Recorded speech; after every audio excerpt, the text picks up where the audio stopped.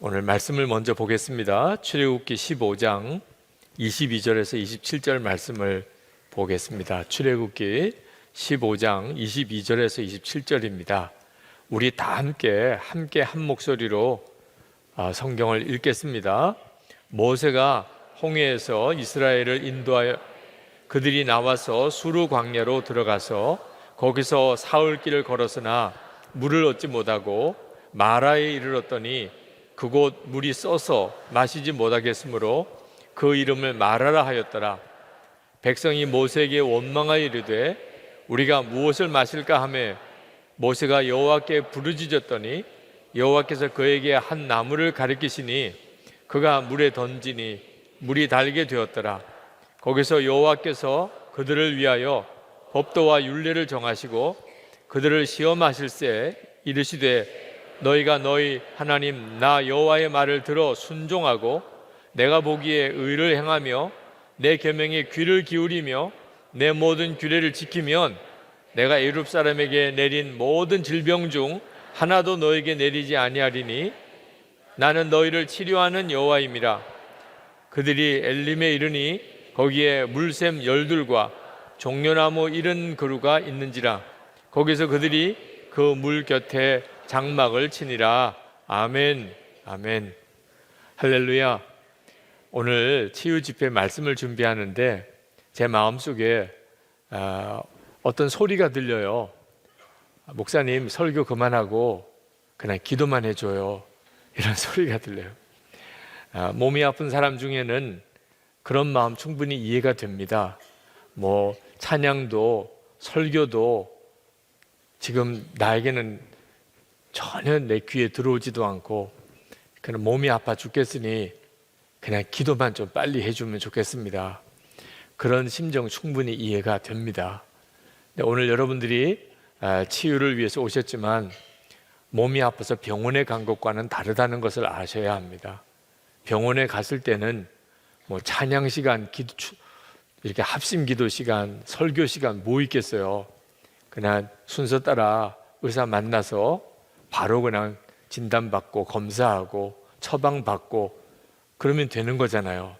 근데 우리가 하나님 앞에 나와서 치료받을 때는 그렇게 의사 앞에 가서 우리가 병을 진단받는 것과 다르다는 걸 아셔야 합니다. 하나님께서는 우리를 치유하시고 고치실 때 우리의 마음과 깊은 영혼을 먼저 다루십니다. 그래서 찬양하면서 기도하면서 말씀 들으면서 치유받는 역사가 훨씬 더 많습니다. 실제적인 치유 기도보다도 찬양하면서 혼자서 기도하면서 말씀 보면서 설교 듣다가 그러다가 치유받는 역사가 훨씬 많아요. 주님이 친히 여러분들을 고치시는데 그 모든 시간이 다 주님이 여러분을 치유하시는 시간입니다. 저는 치유의 은사가 있는 것 같지는 않아요. 그건 제 경험에 비추어 보니까 그렇습니다. 그러나 치유의 은사가 있는 사람만 치유하는 건 아니에요. 실제로 치유의 은사가 없지만 예배드리다가 또는 기도해 드리는 중에 치유받은 분들이 상당히 많이 있습니다. 어떤 때는 내게 치유의 은사가 생겼나? 이런 생각이 들 정도로 오해가 될 때도 있어요. 여러분 꼭 은사에 따라서만 하나님이 역사하시는 것은 아닙니다. 예를 들어서 전도의 은사가 있어요. 정말 어떤 사람은 1년에 1000명도 넘게 전도하는 사람도 있어요. 믿어지지 않을 정도죠. 은사가 있는 사람입니다. 그런데 은사가 없다고 전도 안 하나요? 은사가 없어도 전도하는 것은 우리 모든 성도에게 주어진 하나님의 뜻이고 은사대로 전도가 되는 게 아니고 기도하고 순종했더니 전도의 결실을 보는 경우도 우리에게 흔히 많습니다. 찬양의 은사가 있어요. 우리 갈래교회 오늘 중창단 정말 찬양 너무너무 감사해요. 늘 보는데 찬양하시면서 연세 드시는 게 전혀 거꾸로 가는 것 같아요. 더 젊어지시는 것 같은 느낌도 듭니다. 정말 찬양의 은사가 있는 사람은 그분의 찬양을 들을 때는 감동도 되고 참 은혜도 되지요. 은사가 없는 사람이 찬양하는 거는 조금 듣기는 힘들어요. 그죠? 그 중심은 이해가 되는데 듣기는 좀 힘이 들어요. 은사가 없는 사람은 어쩔 수가 없잖아요. 근데 찬양의 은사가 없다고 찬송 안 합니까? 우리 아까 찬양할 때 은사 있는 분만 찬양하셨나요? 모든 사람에게 하나님이 찬양하라고 하셨잖아요. 그래서 오늘 우리가 특별히 어떤 은사 집회가 아니지만 치유 기도회를 하는 거고, 또 오늘 주님은 제 마음속에 굉장히 많은 사람이 치유를 받을 것이라는 믿음을 저에게 주셨어요. 그래서 집회를 앞두고 어떻게 하면 환우들을 기도를 해서 치유받게 해드릴까, 이런 생각보다는 하나님 오늘 정말 너무나 많은 환우들이 고침을 받게 해주시니 감사합니다, 그런 마음이 들어요. 오늘 주께서 여러분들의 질병을 치료하시고 또 정말 놀라운 하나님의 은혜를 체험하게 해주실 것을 믿습니다. 주님의 은혜에 그냥 맡겨드리세요. 네, 꼭 안수기도하는 시간만 주님이 여러분을 치유하는 것이 아닙니다. 지금도 주님은 여러분들을 놀랍게 만지시고 또 여러분을 치유하시고 계세요. 어떤 사람은 아마 설교를 듣는 중에 놀라운 치유를 경험하시게 되는 분도 있으실 겁니다. 여러분, 그 주님의 역사를 놓치지 않게 되기를 바랍니다. 하나님께서 분명히 자신을 소개하시기를 치료하는 하나님이라고 그러셨어요. 출애굽기 15장 26절에 나는 너희를 치료하는 하나님이라. 그러니까 오늘 우리가 하나님 앞에 온 겁니다. 여러분을 은사가 있는 목사에게 온 게 아니고 치료하는 하나님이라고 하신 그 하나님께 나오신 거예요. 그 점을 여러분이 분명하게 하셔야 합니다. 이 말씀을 하실 때가 언제냐면 이스라엘 백성이 홍해를 건너고 3일 뒤에 그들이 물이 없어서 고통을 겪었던 그 3일이 지나고 하나님이 그들의 그 마라의 쓴물을 단물로 바꿔주시는 사건을 행하면서 하셨던 말씀이에요. 치료하는 하나님이라고. 근데 이렇게 말씀하신 거 보면 그때 출애굽했을 때 당시에 이스라엘 백성들 중에 병자가 많이 있었다는 사실을 알 수가 있습니다. 자, 여러분 한번 생각해 보세요. 지금도 병자가 많아요. 뭐 나는 병자다 이렇게 써붙이고 다니진 않지만 오늘도 아마 몸이 아픈 분들이 많으실 거예요. 매 성령 집회 때마다 환우들을 위한 기도 시간을 짧게라도 갖습니다. 보혈 찬송을 할 때. 그때 보면 성령 집회 오신 분들 중에 대부분이 다 환자신 것 같아요. 몸이 아픈 분들 일어나시라. 잘 못 듣고 일어나신 분도 있는지 모르겠지만 거의 대부분 다 일어나세요. 그러니까 환자가 이렇게 많구나. 지금도 이렇게 많으니 생각해 보세요. 이스라엘 백성들이 출애굽할 때 환자들이 얼마나 많았겠냐면 그들이 여기 아프고 저기 아프고 그런 일이 얼마나 많았겠으며 하나님이 말씀하셨어요. 내가 애굽에 내린 모든 질병, 그러니까 애굽에 있는 사람들에게 하나님이 질병으로 그들을 징계하셨다는 것을 알 수가 있어요. 근데 그런 질병이 너희에게는 이제 있지 않을 거다 이렇게 말씀하신 거 보면 애굽에는 병으로 인한 고통을 많이 겪었고 그리고 그걸 치료하기 위해서 아마 의사도 있었고 약도 있었고 아마 그랬을 것 같아요. 그런데 이제 그들이 피난을 나오는 거예요. 애굽에서 떠나서 가나안 땅으로 가는. 우리도 어디 관광을 가기 위해서 그렇게 여행을 한번 떠날 때 몸이 아프면 조심스럽잖아요. 아프면 여행 갈 마음이 안 들잖아요. 그죠? 이건 몸이 회복이 된 다음에 여행을 가는 거죠. 특히 꼭 가야 되는 여행인데 몸이 아프면 얼마나 걱정이 됩니까? 집에서 편안하게 몸을 관리해도 쉽지 않은데 여행을 떠나면 그것도 저것도 다 힘들잖아요. 그런데 하물며 요즘도 그런데 그때 당시에 출애굽은 피난이란 말입니다. 여행이 아니고 피난이에요. 그냥 급하게 자기들 먹을 거 또 귀중품 챙겨가지고 그리고는 그냥 광야로 떠나 나오는 겁니다. 이거 언제 가나안 땅에 들어가고 거기서 어떻게 정착할지 막막해요. 그런데 몸이 아파요. 이게 얼마나 마음에 큰 짐이었을까? 그러니 이스라엘 백성들이 광야로 들어갈 때 당장은 먹고 사는 거, 마실 물이 그들에게 있어서 가장 시급한 문제. 뭘 먹지 거기 가서? 마실 물은 있을까? 사실 광야, 여러분 성지순례 내년에 우리 교회에서 우리 엄재은 목사님 성지순례 성경 공부팀 중심으로 계획하고 계시다고 들었는데, 성지순례 가보면 그 이스라엘의 광야를 보게 됩니다. 정말 먹을 것, 마실 물이 가장 심각한 문제예요. 근데 그 다음으로 중요한 게 병이에요. 몸이 아프면 어떡하지? 근데 환자만 힘든가요? 몸이 아픈 가족이 있으면 온 가족이 다 힘든 겁니다. 그 아픈 환자를 몰라라 할 수 없잖아요. 부모님이 아프고 아내가 아프고 남편이 아프고 자식이 아플 때 가족들 다 아픈 거죠.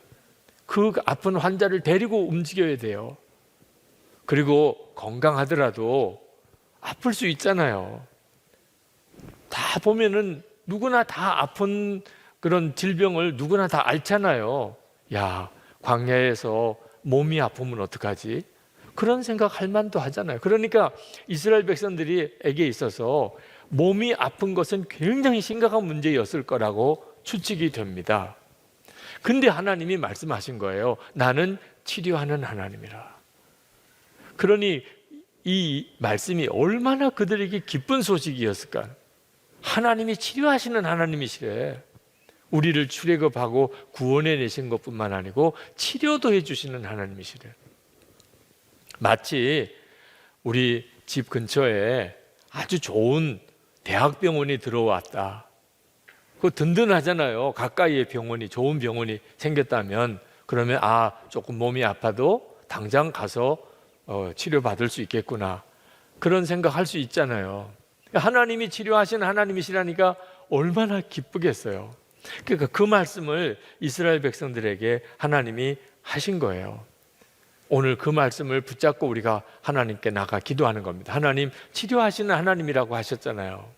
그런데 하나님이 치료하시는 하나님이라고 그렇게 말씀하시고, 그리고 아픈 사람 다 나와, 그리고 내가 고쳐줄게, 이렇게 하지 않으셨다는 것을 주목해야 돼요. 하나님이 환자들을 고치시기 전에 먼저 하나님이 다루실 문제가 있으셨다는 겁니다. 이것이 우리가 몸이 아파서 병원에 가는 거하고 몸이 아파서 하나님께 나가 기도하는 것 사이의 차이예요. 병원에 가지 말라는 거 아닙니다. 의사도 다 하나님이 세우셨고 의료 행위를 통해서 우리를 치료하시는 것도 하나님이 우리를 고치시는 방법이에요. 약을 써야 될 때는 약을 써야 됩니다. 그러나 하나님 앞에 나와서 치유해 주시는 하나님의 역사를 반드시 놓치면 안 되는 것이, 병원 가서 고침 받는 거하고 하나님이 치유해 주시는 역사는 정말 다른 차원이라는 거예요. 그 점을 오늘 명확하게 하고, 그리고 우리가 하나님께 나가 기도해야 할 겁니다. 먼저는 하나님이 우리의 육신의 병을 고치실 때 우리의 믿음, 하나님을 진짜 믿는가? 치료하시는 하나님이시다, 하나님은 나를 치료하신다 하는 것에 대한 믿음을 분명히 가지고 있는가 하는 것에 대한 점검을 먼저 하십니다. 자, 여러분은 하나님을 정말 그렇게 믿으시나요? 이스라엘 백성들도 그랬을 거예요. 그들은 홍해를 건넜어요. 그러니 하나님을 어떻게 안 믿겠어요?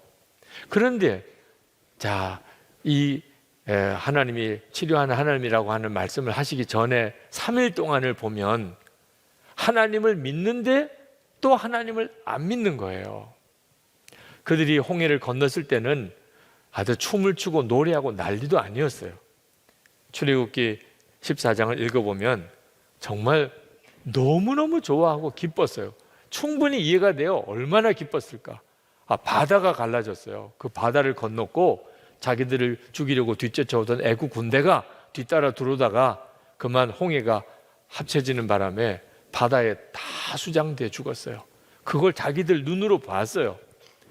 그러니 이거 정말 감격도 이런 감격이 없죠. 그죠? 우리는 영화로 봐도 감동이 되는데 실제로 그걸 홍해 건너편 언덕에서 보았으면 어떻겠어요? 그런데 그들이 그렇게 춤을 추고 노래할 만큼 그렇게 기쁜 형편이었느냐? 사실 따지고 보면 그렇진 않았어요. 그들은 홍해에서 이렇게 구원을 받았지만 사실 여전히 그들은 피난민이에요. 집에서 이제 거의 쫓겨나다시피 세간살이 가지고 그리고 광야로 지금 나온 입장입니다. 당장 먹을 것도 없는 거고 어디 마실 물도 있는 것도 아니에요. 집이 있는 것도 아니고 그들은 이제부터 광야길을 계속 가야 되는 겁니다. 그러니 사실 따지고 보면 형편이 처량하기 짝이 없는 사람들이에요. 그런데 막 춤을 추고 노래하고 난리도 아니었어요. 하나님의 역사를 눈으로 보고 있었기 때문에. 그러니까 우리가 아무리 형편과 처지가 어려워도 하나님의 역사를 경험하고 살면 고생스럽지도 않고 슬프지도 않고 두렵지도 않다는 겁니다. 그러니 여러분이 지금 슬프고 두렵고 고생스럽고 낙심이 되고 원망이 되고 이 모든 이유는 다 이유가 하나 때문이에요. 형편이 어려워서 그런 게 아니고 하나님의 살아계신 역사하심을 생생하게 경험을 못하고 사는 거예요. 하나님이 정말 역사하시고 정말 나와 함께 하시는 것이 경험이 되면 형편이 아무리 힘들고 어려워도 정말 피난민 생활하는 것 같아도 그 가운데서 기쁨과 감격이 있다는 거죠.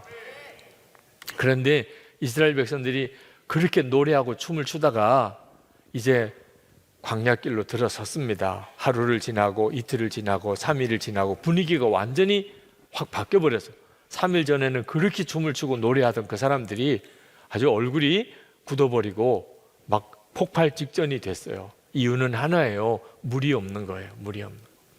요즘처럼 무슨 생수가 있고 그리고 물을 이렇게 담아서 옮겨갈 수 있어도 사실 3일 지나고 나면 물 없다는 건 심각한데 그 광야길에 그들이 무슨 물을 마실 물을 어디서 구해서 가지고 다녔겠어요.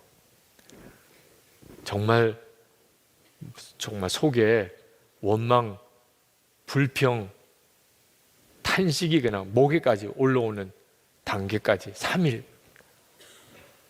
구원의 기쁨과 감격이 사라지기가 딱 3일이면 충분해요. 네.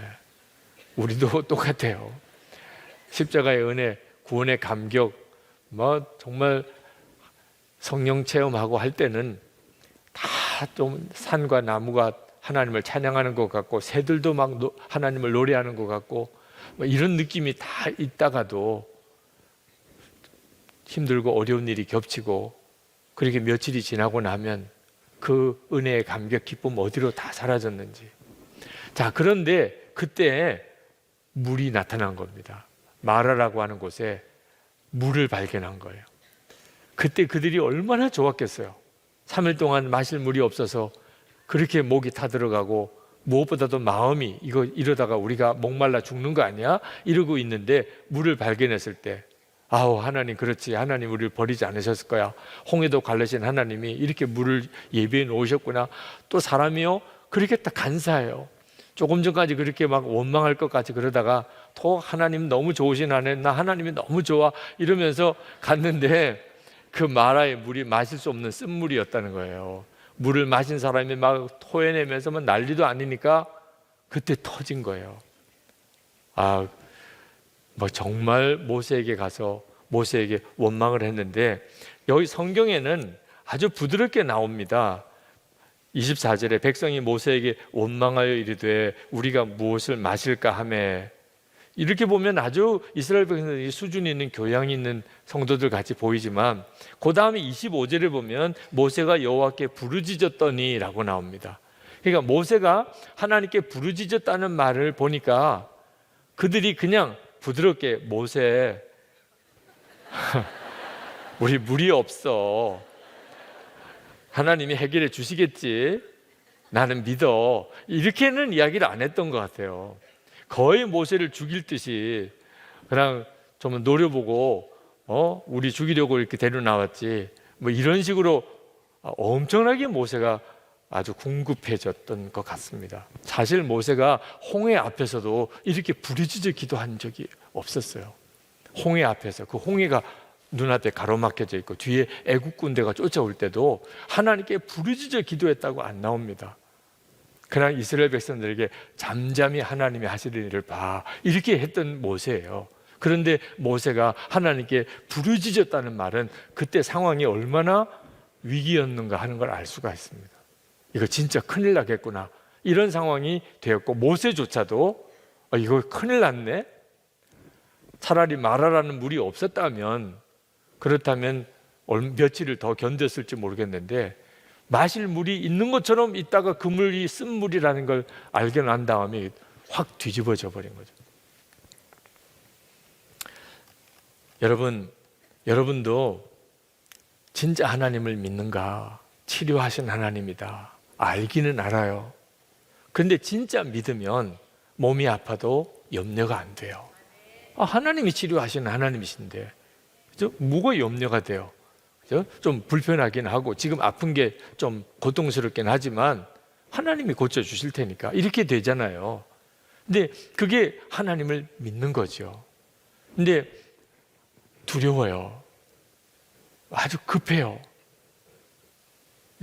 이번엔 좀 고쳐주시려나, 이런 생각이 들어요. 막 설교하고 찬양하고 이런 걸 좀 안 하고 그냥 빨리 안수 기도부터 해줬으면 좋겠어, 이런 마음이 드는 것은 기본 뿌리가 믿음에 있지 않다는 겁니다. 그 마음이. 하나님께서 이스라엘 백성들을 먼저 그렇게 그 믿음을 다루셨어요. 너희들이 진짜 나를 믿느냐? 정말 나를 믿느냐? 주님이 그래서 그들을 3일길 광야길을 물 없이 걷게 하셨던 거예요. 여러분, 오늘 이 시간에 여러분에게 있어서 중요한 것은, 육신의 질병의 치유보다 더 중요한 것은 내가 몸이 아파도 하나님을 믿을 수 있느냐, 믿어지냐 하는 거예요. 그 점이 훨씬 중요해요. 그럼 어떻게 정말 그런 믿음을 가질 수 있을까요? 몸이 아프면 누구나 다 마음이 이렇게 확 무너지게 됩니다. 안수하는 목사인 저도요, 어떤 참 급하고 어려운 위중한 환자들을 위해서 기도할 때는 왜 이렇게 기도해서 이 사람이 나을 수 있을까? 그런 두려움이 또는 염려가 제게도 일어나요. 고쳐주실 거야, 걱정 없어, 깨끗하게 나을 거야, 이런 믿음이 환우들을 위해서 기도할 때 항상 있지 않아요. 그래서 몸이 아픈 사람은 오죽하겠어요. 목사님 앞에서 기도를 받긴 하지만 내가 이거 고침을 받는다, 이런 믿음이 없는 사람들도 얼마나 많아요. 오늘도 아마 그런 사람들 많을 거예요. 믿음으로 나오라고 했는데, 믿음으로 기도하라고 했는데 믿어지지가 않는데 어떡합니까? 그럴 때 여러분이 오늘 여러분의 믿음의 근거를 치료에다가 두면 안 된다는 거예요. 치료받을 거다 하는 것에다가 믿음을 두면 자꾸 흔들려요. 내 병은 보통 그냥 감기가 아니고 내 병은 말기암인데, 감기 같으면 주님이 기도해서 고쳐줄 수 있겠지만 말기암은 하나님도 못하시는 거 아니야? 이럴 수도 있는 거거든요. 내 병의 상태를 보면 지난번 치유 집회 때도 기도 받았었는데 집에 갔더니 더 아팠어, 이런 경우도 있는 거거든요. 전혀 오늘도 믿음이 안 생기는 거예요. 그렇지만 또 기도를 안 받자니 그것도 또 찝찝하고, 또 이래서 나오는 분들도 있거든요. 내가 이런 상태로 기도 받아도 될까? 이렇게 기도해도 하나님 역사하실까? 믿음이 없는데 이럴 수도 있는 거거든요. 자, 이럴 때는 어떻게 하는 거죠? 여러분의 질병이 고침받을 것에 대한 믿음이 만약에 있다면 그건 정말 놀라운 일이죠. 주님은 나를 고치셔, 너무 마음이 편하네요. 그러면 이미 고침 받은 거나 마찬가지입니다. 그리고 나오면 주님께서도 말씀하셨어요. 내 믿음이 너를 구원했다, 이렇게 말씀하셨거든요. 만약에 그런데 그런 믿음이 안 생기면 어떡하죠? 도대체 나는 뭘 믿어야 되는 거죠? 주님이 우리와 함께 계신 것을 믿는 거예요. 베드로가 붙들려서 처형당할 위기에 처해졌을 때, 그때 그 초대교회 성도들, 예루살렘 교회 성도들은 다 베드로가 죽을 건 줄 알았어요.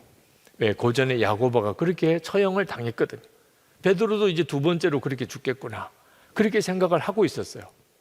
그런데 기적적으로 베드로가 천사가 나타나서 베드로의 묶인 걸 다 풀어주고 베드로를 데리고 나가고, 그 간수들은 다 잠이 들게 만들고, 그래서 베드로가 풀려났어요. 그리고 기도하는 그 교인들에게 갔더니 교인들이 믿지를 않는 거예요. 베드로가 풀려났다는 것 자체를. 베드로의 영혼인가 이렇게 생각하고 오히려 그들이 베드로가 풀려날 걸 믿지 않으면서 기도는 왜 해요?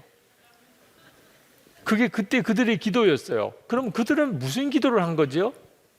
베드로가 풀려날 것이라고는 믿어지지 않지만 고전에 야고보가 죽었으니까. 그런데 항상 함께 하시는 주님이 기도하게 하시는 거예요. 베드로가 지금 저 감옥에 갇혔습니다. 내일이면 죽어요. 그런 절박한 상황인데 주님은 여전히 함께 계셔요. 그러니까 그 주님이 기도하라는 거예요. 곧 풀려날 것은 믿어지지 않는데 주님이 기도하라니까 기도를 하는 거죠. 오늘도 여러분 그 믿음을 붙잡으셔야 돼요. 내 병이 고침받을 것이 믿어지지는 않아도 나를 오늘 여기 와서 기도하게 하시는 그분은 함께 계시잖아요. 예수님은 내 안에 거하시고 내 생명이시고 나를 구원하셨잖아요. 그 주님이 나와 함께 계신 것은 너무 분명하잖아요. 그러면 그 주님을 붙들고 기도하는 거예요. 내가 믿는 것은 치유가 아니고 주님입니다. 오늘 여러분이 그 담대함이 있으셔야 돼요. 주님이 지금 나와 함께 계세요. 그 주님이 만병의 치유자세요. 할렐루야. 나는 주님 의지해서 나왔습니다. 주님께서 나에게 오늘 기도하라 하시니 또 믿고 나아가라고 하시니 주님 제가 나갑니다. 그 일이 여러분에게 있어야 합니다. 그러므로 우리 안에 정말 믿음 갖는 것, 치유에 대한 확신을 갖는 것보다 더 중요한 것이 지금 주님이 나와 함께 계시다는 것에 대한 믿음을 갖는 것입니다. 오늘도 그 믿음으로 주님께 나아가게 되기를 축복합니다. 하나님이 이스라엘 백성에게 원하셨던 거예요. 그들 눈앞에 물이 없어요. 또 물이 있는데 그 물은 마실 수 없는 그런 아주 쓴 물이에요. 그럴 때 그들은 뭘 믿어야 되는 거죠? 하나님이에요. 여전히 함께 계시는, 불기둥 구름기둥으로 함께 계시고 먹을 만나를 아침에 내려주시고 그 하나님을 믿고 그리고 하나님의 역사하심을 의지해서 나아가는 거예요. 또 하나가 하나님이 그들을 치료하시기 전에 하셨던 훈련이 순종의 훈련이었어요. 순종. 하나님께서 자기가 치료하신 하나님이라고 말씀하시기 전에 먼저 마라의 쓴물을 고쳐주십니다. 25절에 보면 여호와께서 그에게 한 나무를 가리키시니 그가 물에 던지니 물이 달게 되었더라. 하나님이 모세에게 나무를 하나 가리키세요. 그리고 그 나무 가지를 꺾어서 마라 쓴물에다 던집니다. 그랬더니 그 물이 마실 수 있는 단물이 된 거예요. 이것은 하나님이 우리의 병을 치료하신다는 것을 상징적으로 보여주는 사건입니다. 마라의 쓴물은 우리의 질병을 의미하고 그리고 던져진 나무까지는 십자가의 예수 그리스도, 그리고 단물이 된 것은 완전히 고침을 받는 것을 상징한다고 해석할 수 있어요. 그렇게 하나님이 하셨어요. 먼저 자, 하나님께서 그냥 이스라엘 백성들의 병자를 고쳐주시기를 원하셨다면 환자들 다 나와, 그리고 자기 아픈 데다 손 얹어, 그렇게 하시고 이제 나았어 이렇게 하셔도 되는 거잖아요. 그죠? 단순히 환자들을 고쳐주시기를 원하셨다면. 근데 하나님이 조금 복잡한 방법을 쓰셨어요. 그렇게 하셔도 되는데 하나님이 마라의 쓴물이 있기까지 3일 동안 물 없는 광야길을 지나게 하고 속을 부글부글 끓게 만들고 걱정이 가득하게 만들고, 그리고 난 다음에 마라의 쓴물을 만나게 하시고, 그리고 그 마라의 쓴물에다가 나뭇가지를 던지게 하시고, 그리고 그 나뭇가지가 단물이 되게 하는 이런 과정을 거치고 난 다음에 나는 치료하는 하나님이라 이렇게 말씀을 하신 거예요. 그러니까 하나님이 뭘 의도하셨냐 하면 하나님이 말씀하시는 대로 너희들이 순종해 가면 내가 너희를 치료하는 것을 너희들이 경험하게 될 것이라는 거예요. 그냥 너희들이 병이 다 나음 받았어 이럴 수도 있잖아요. 그런데 먼저 하나님이 지시하시는 대로 상황과 여건에 대해서 판단하지 말고 하나님이 말씀하시는 대로 순종해 가라. 실제로 내가 치료하는 하나님이다 라고 말씀하시기 전에 하나님이 이렇게 말씀하십니다. 26절 앞부분에 너희가 너희 하나님 나 여호와의 말을 들어 순종하고 내가 보기에 의를 행하며 내 계명에 귀를 기울이며 내 모든 규례를 지키면 내가 애굽 사람에게 내린 모든 질병 중 하나도 너에게 내리지 아니하리니 나는 너희를 치료하는 여호와임이라. 하나님이 너희들 이제 아픈 거 걱정하지 마. 먹을 거, 마실 거 그거 하나님 다 공급하시지만 너희들 아프잖아. 환자들도 있잖아. 앞으로 또 아플 것이 걱정도 되잖아. 그 걱정하지 마. 내가 다 치료해 줄 거야. 그러시기 전에 먼저 주님은 너희들이 할 일이 있어. 내 말을 듣고 순종하는 삶을 살아야 돼. 내가 보기에 의를 행하고 내 계명에 귀를 기울이고 내 모든 규례를 지키면, 그러면 너희들에게 있어서 치료는 급속히 일어날 거야. 나는 너희들의 광야 지나는 동안에 애굽에서 알았던 병 하나도 앓지 않게 할 거야.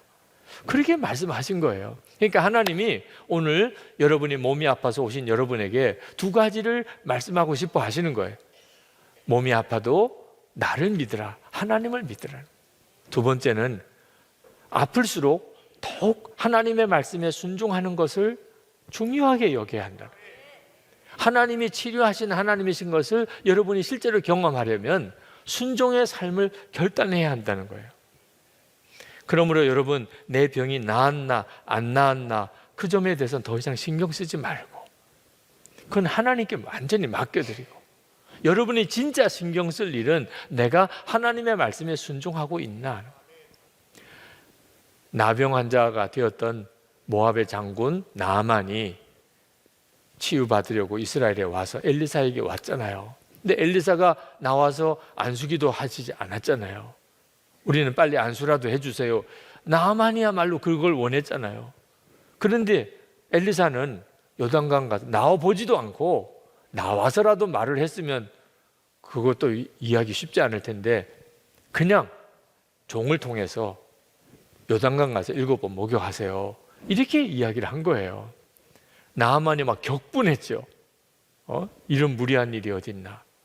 그랬는데 하나님이 나아만에게 진짜 하나님이 고칠 걸 믿느냐, 그 다음에 너 무슨 말을 해도 너 순종할 거냐, 이 두 가지 훈련을 시키고 난 다음에, 그리고 나아만의 나병이 깨끗하게 고침받았고. 그러니까 오늘도 우리에게도 똑같이 주님이 원하세요. 우리는 병 고침받는 게 급하지만 더 중요한 문제가 믿음의 문제고 순종의 문제고. 에스겔서 11장 19절에 내가 그들에게 한 마음을 주고 그 속에 새 영을 주며 그 몸에서 돌 같은 마음을 제거하고 살처럼 부드러운 마음을 주며, 하나님께서 우리에게 정말 주시려는 것은 육신이 부드럽게 치료되는 것보다 더 중요한 게 마음이 돌 같은 마음에서 부드러운 마음으로 바뀌는 거예요. 이 돌 같은 마음이 부드러운 마음으로 바뀐다는 게 순종하는 사람이 된다는 뜻입니다.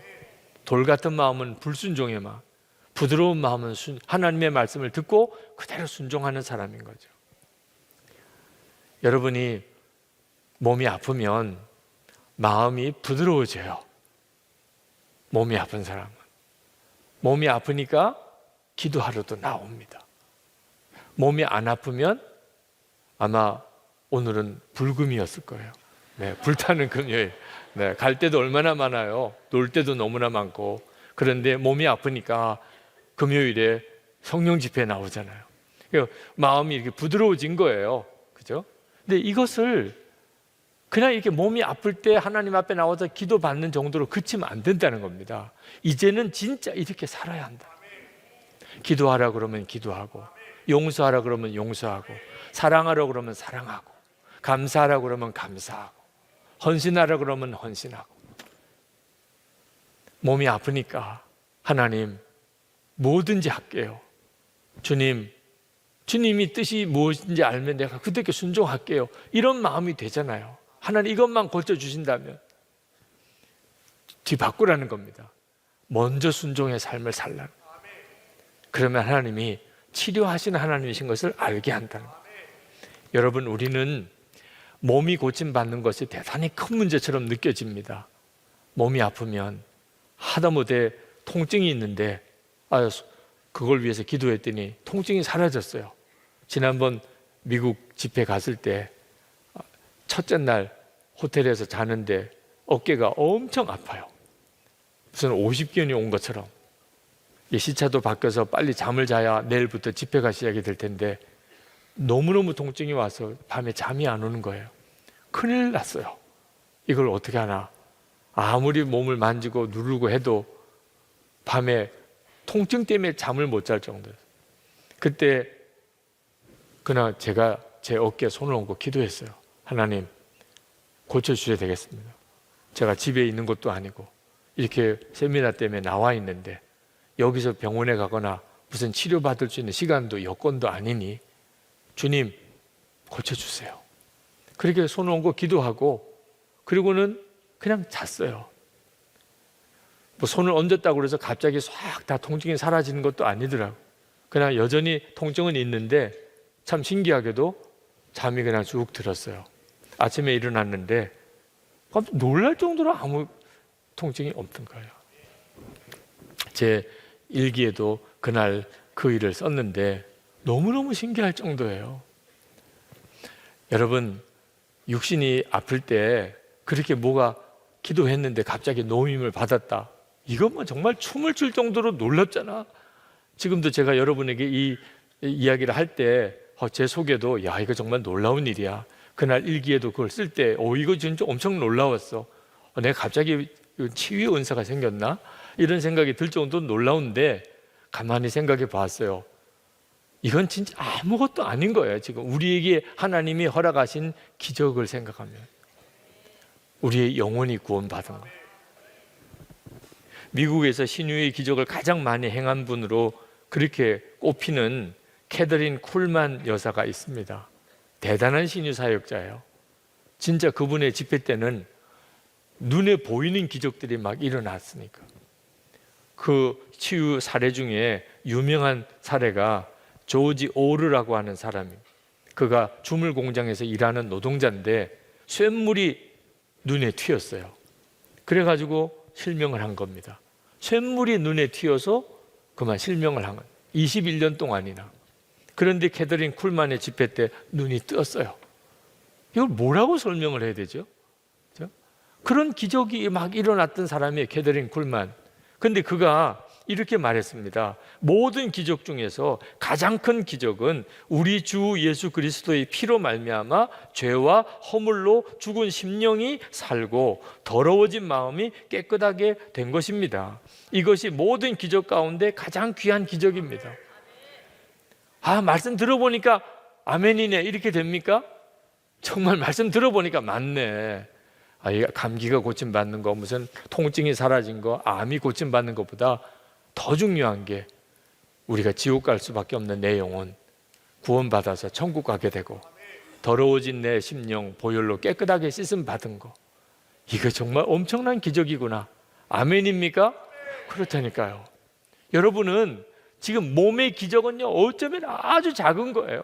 실제로 여러분이 지금 경험하고 있는 이 엄청난 기적에 비하면 구원받은 영혼이 된 거, 죄가 사함 받은 거, 마귀 자식에서 하나님의 자녀가 된 거, 천국 백성이 된 거, 보혈의 은혜로 우리가 깨끗함을 받은 거, 이런 엄청난 은혜를 우리가 받고 있는 거예요. 근데 몸이 고침받는 것을 위해서 기도하는데 이게 고침받을까 안 받을까 이렇게 생각한다면 한참 잘못돼도 잘못된 거죠. 엄청난 기적을 받은 사람이 지금 아주 작은 것 가지고서 지금 이게 될까 안 될까 생각한다면 하나님이 얼마나 답답하시겠어요. 그러므로 사랑하는 여러분, 여러분이 꼭 아셔야 됩니다. 우리의 십자가의 구원에는 치유 기적이 함께 약속되어져 있다는 사실. 마태복음 8장 17절에 이는 선지자 이사야를 통하여 하신 말씀에 우리의 연약한 것을 친히 담당하시고 병을 짊어지셨도다 함을 이루려 하심이더라.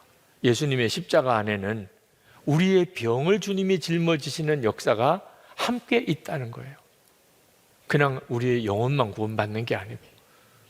베드로전서 2장 24절에 베드로 사도도 이렇게 말했습니다. 친히 나무에 달려 그 몸으로 우리 죄를 담당하셨으니 이는 우리로 죄에 대하여 죽고 의에 대하여 살게 하려 하심이라. 그가 채찍에 맞음으로 너희는 나음을 얻었나니. 우리의 죄가 다 사함을 받은 십자가의 은혜 속에 우리의 질병도 나음을 얻는 은혜가 있다는 거예요. 더 큰 은혜는 이미 우리가 받아 누리고 있습니다. 이제 아주 작은 육신의 질병의 치유의 역사를 우리가 하나님께 구하러 나오는 거죠. 이미 십자가의 은혜 가운데 있는 은혜입니다. 여러분, 주님은 우리의 단순히 육신의 병만 고치는 게 아니고 우리의 삶 전체, 우리의 마음의 깊은 뿌리까지를 오늘 치료하기를 원합니다. 마라의 쓴물은 우리의 병든 몸과 병든 마음을 의미합니다. 거기에 십자가가 던져지고 십자가가 세워지면, 그러면 쓴물이 단물이 변하는 역사가 오늘 이 시간에 여러분의 마음의 심령에 다 일어납니다. 우리의 병은 단순히 육신적인 어떤 원인만 있는 것이 아닙니다. 마음과 우리의 영혼에 우리의 병의 뿌리가 거기에 있습니다. 여러분, 저는 제 마음에 상처가 많다는 것을 저 스스로가 몰랐습니다. 마음의 상처는 육신의 상처와 달리 본인이 잘 자각이 안 됩니다. 나는 무슨 마음의 상처가 있는 줄 몰랐어요. 나는 괜찮다고 생각했어요. 나는 그런 거 없어. 뭐 마음의 상처 이런 거 없어. 그런데 아니었어요. 주님이 기도하는 중에 제가 어릴 때 얼마나 끔찍하고 또 고통스러웠던 순간을 많이 겪었는지를 주님이 알게 하셨어요. 그때는 그것을 드러낼 수가 없었어요. 그것은 제가 감당할 수 없는 문제였기 때문에. 그러니까 그냥 안 일어난 걸로 여기는. 그냥 나는 모른 척 하는 거예요. 나는 그것 때문에 더 이상 아무런 상처를 안 받은 것처럼 그냥 내 마음속에 다 묻어두어야 됐어요. 그렇게 잊어버린 거죠. 제가 어떤 원통한 일, 억울한 일을 겪었는지에 대해서는 다 말씀드릴 수가 없어요. 네. 그건 오해도 일으킬 수도 있는 일이니까. 저는 마음의 상처를 많이 받았는데 상처를 준 사람은 전혀 모를 수도 있어요. 어른들이 아이들에게 대부분 이렇게 합니다. 제가 그것 때문에 가지고 있는 제 성격이 아이가 애 어른이 된 거죠. 어릴 때 그렇게 들었어요. 애 어른이라고.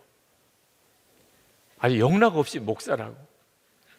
그게 좋은 소리가 아니에요. 초등학생인데 무슨 목사예요. 중학생인데 무슨 목사예요. 그건 이상한 아이가 된 거예요. 혹시 여러분 자녀 중에 얘는 진짜 목사네. 초등학교 5학년인데 중학교 2학년인데 진짜 목사네. 그러면 상담 받을 필요도 있어요. 뭐 다 나쁘다고 하는 건 아닙니다. 그러나 저 같은 경우에 사실은 제 속에 다 누르고 감추고 화내면 안 돼. 불평하면 안 돼. 탓하면 안 돼. 그러니까 저는 음식을 하나 먹어도 맛있는 거 맛없는 거가 없어요. 그러면 안 되니까. 목사 아들이고 교인들이 다 있는데 나는 뭘 좋아하는 반찬이 있으면 안 돼요. 그것만 또 계속 먹어도 안 되고 항상 바로 밥 앞에 있는 반찬만 먹어요. 어느 날은 콩나물일 수도 있고 어느 날은 김치일 수도 있고 어떤 때는 무나물일 수도 있고 그것만 먹어야 돼. 고기가 조금 멀리 있어요. 절대로 거기까지 가면 안 돼. 목사 아들이 먹는 것만 밝히고 이런 말 들으면 신방 안 데리고 간대. 그러니까 저는 하여튼 밥을 어른처럼 많이 떠줘도 다 먹어야 되고 더 달라고도 안 해. 남겨도 안 되고 밥 조금 줘도 더 달라고 하면 안 되고 그렇게 배웠어요. 불평도 하지 말아야 되고 좋은 것도 없고 나쁜 것도 없고 그러니 어른들이 보기에는 얼마나 착하겠어요. 네. 그랬다니까요. 제가 그렇게 착했다니까요. 근데 사실 그건 전부 다 제 마음속에 다 누른 거예요. 두려운 순간도 많았고, 정말 어떤 때는 정말 속에서 막 화가 나는 때도 있었고, 절대로 그건 내색하면 안 되는 것이었어요. 제가 이런 사람이었기 때문에 제 아내가 많이 힘들어했어요. 속을 모르겠다는 거예요. 밥을 해줘도 뭘 맛있다고 해야 맛있나 보다 이럴 텐데, 저는 열심히 먹는 게 맛있는 거였어요. 네.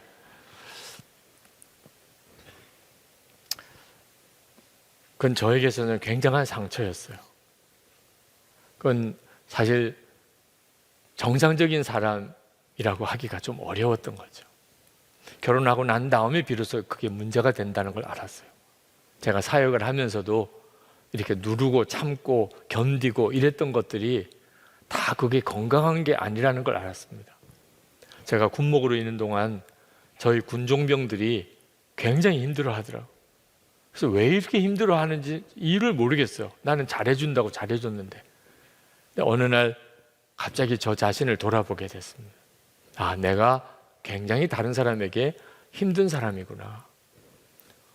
나 자신만 누르고 참는 게 아니고 나도 모르는 사이에 다른 사람에게 그렇게 강요하고, 또 누르고 참게 해결이 됐으면 차라리 좋은데 누르고 참은 것은 어느 순간에 다 폭발해요. 또 그러니까 함께 있는 사람들이 힘든 거죠.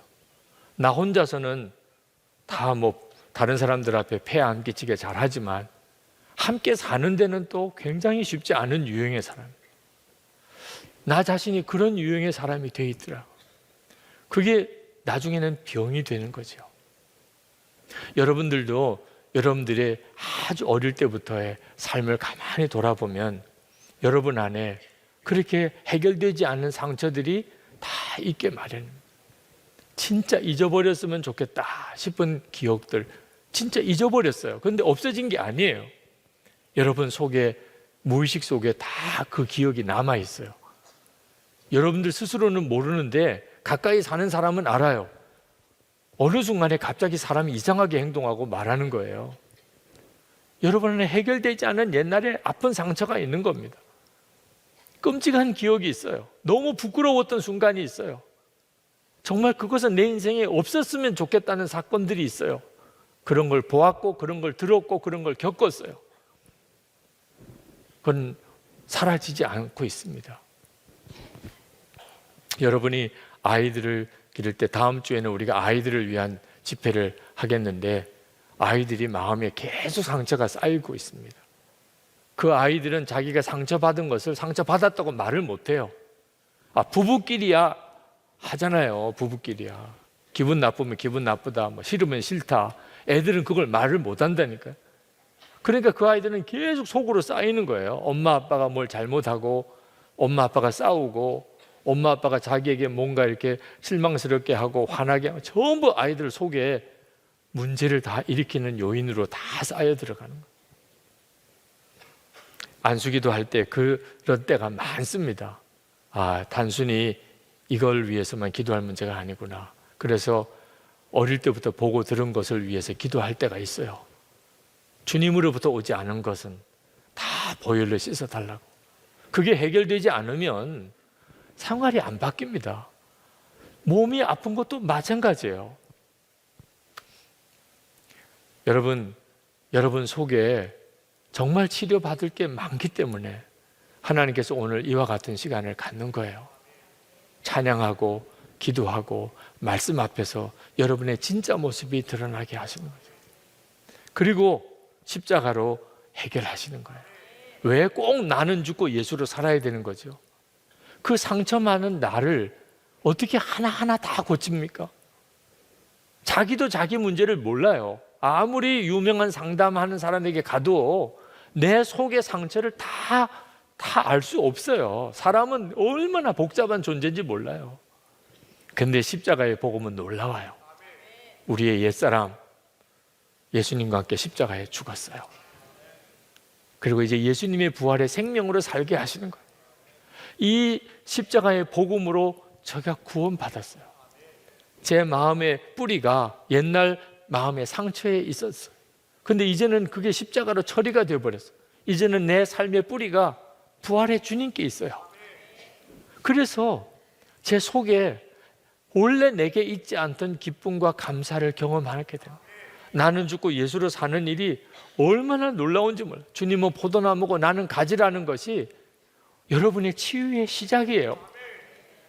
주님과의 온전한 연합, 나는 죽고 예수로 산다. 그게 바로 여러분의 영혼이 살고 마음이 살고 그 다음에 몸이 감당할 수 있는 거예요.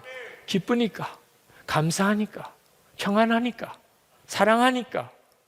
그러니까 몸의 병이 떠나는 거예요. 더 이상 아플 이유가 없어요. 기쁘고 감사하고 사랑하고 용서하고 그렇게 사는데 뭐가 더 아플 이유가 있겠어요? 자기도 살고 주변 사람도 다 사는 거예요.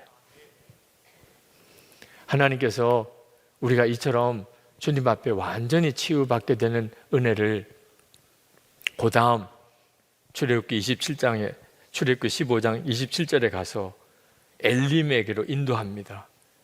27절에 보면 그들이 엘림에 이르니 거기에 물샘 열둘과 종려나무 이른 그루가 있는지라. 거기서 그들이 그 물 곁에 장막을 치니라.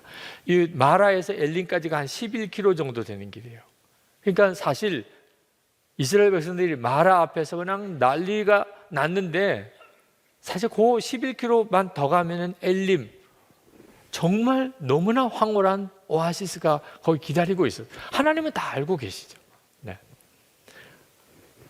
그러니까 하나님께 완전히 순종하는 길이 답이라는 거예요. 하나님께 진짜 완전히 맡기는 거예요. 지금은 정말 내가 꿀딱 죽을 것 같은데 마라에서 끝나지 않는다는 거예요. 하나님은 내 앞에 엘림을 다 보고 계시다는 거예요. 그래서 우리가 24시간 주님을 바라보려고 하는 거예요. 왜? 주님을 바라보면 주님의 눈이 보여요. 주님의 눈에는 엘림이 보이고 있어요. 주님의 눈에 주님이 엘림을 보고 있으니까. 그러니까 주님을 바라보면 주님의 눈에 엘림을 우리도 볼 수 있어요. 그래서 다시 이길 힘이 생기는 거예요. 오늘도 주님은 여러분에게 그리 하실 줄 믿습니다. 주님은 오늘 이 시간에 우리를 그냥 부르신 게 아닙니다. 너무나 놀라운 십자가의 보혈의 은혜 가운데 우리를 부르셨어요. 이 시간에 우리 주님의 보혈의 은혜를 의지하여 하나님 앞에 나아가서 이제 기도하기를 원합니다.